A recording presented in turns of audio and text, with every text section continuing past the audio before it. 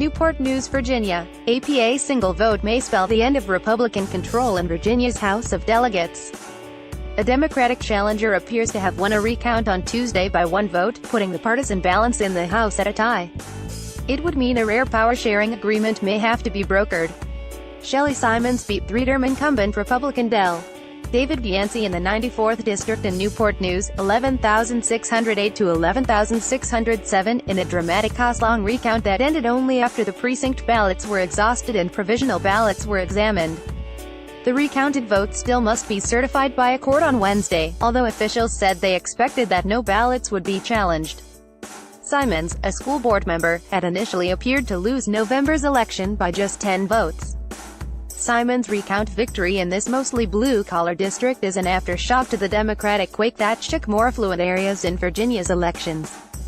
The Republicans' commanding 6,634 majority in the House plummeted to a 5,149 edge.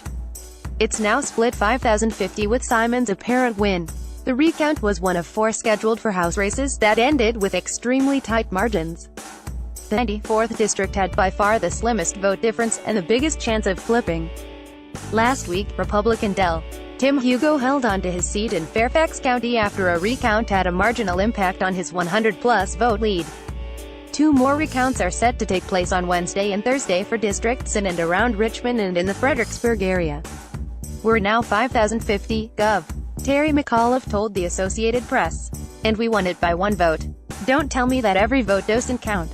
The governor added that Democrats could gain control of the House in case another recount flips another district. This is the biggest win since the 1880s, he said. But if Democrats and Republicans ultimately find themselves evenly split, a messy dynamic could develop.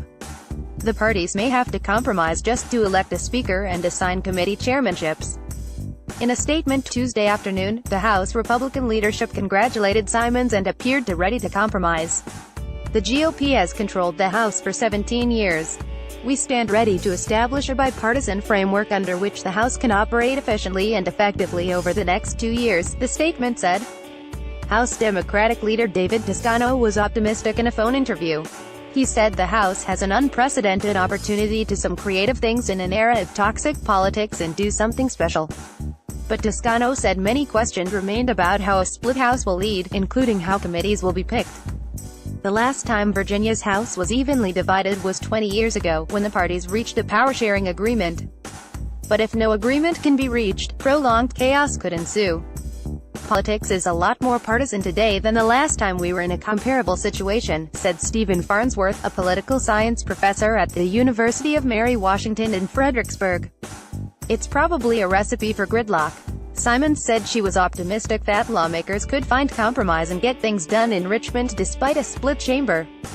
I'm an optimistic person, she said. We can work with Republicans. She cited common ground such as increasing teacher pay, expanding maternity leave for state employees and criminal justice reform that would lead to fewer people being in prison. The recount is the first to flip the results of a Virginia House race in at least 20 years, according to the Virginia Public Access Project.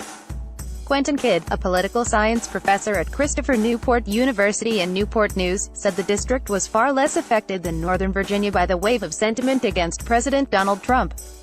That wave swept through some Northern Virginia districts and galvanized college-educated voters, particularly women, who often skip off-year elections. But the watermark was lower here. What is the root of the wave? Trump and women, Kidd said. If you think about the typical working-class voter in this district, they may not be as excited about that intersection. In the meantime, two more recounts are scheduled in Virginia.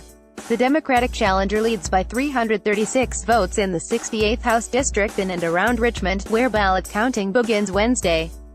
Ballots will be recounted in the Fredericksburg area's 28th District on Thursday. The Republican candidate there has an 82-vote lead. Democrats have already asked a judge to call for a new election after at least 147 ballots were found to be assigned to the wrong districts.